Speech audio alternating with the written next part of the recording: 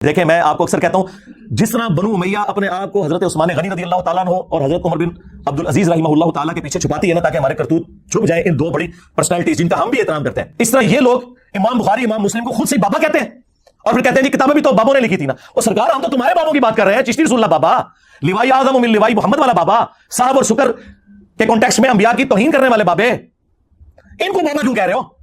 ये अगर बाबे होते तो इनकी किताबें हमने यहां रखी होती। इन बाबों को हम भी मानते हैं, हम उन बाबों को मानते हैं जो किताबों को मानते हैं, जो अपने नबी के गद्दार हैं, उन बाबों को नहीं मानते। इनके पीछे क्यों छुप रहे हो? मुझे बताएं, क्या अबू लहब को रसूलुल्लाह के पीछे छुपाया जा सकता है हाशमी कह के?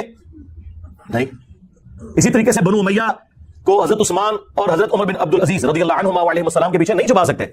और इसी तरीके से इमाम बुखारी और इमाम मुस्लिम, इमाम तिरमिज़ी, इमाम अबू दाऊद रहमहुल्लाह अजमाइन व रज़ियल्लाहु अन्हुम अजमाइन व अलैहिमुस्सलाम अजमाइन, इनके पीछे तुम अपने बाबों को नहीं छुपा सकते जिन्होंने अपने नामों के कलमे पढ़ाए, जिन्होंने रसूलुल्लाह की शान में गुस्ताखियां की और अपनी तालीमात जारी की। को बात करने वाली करो।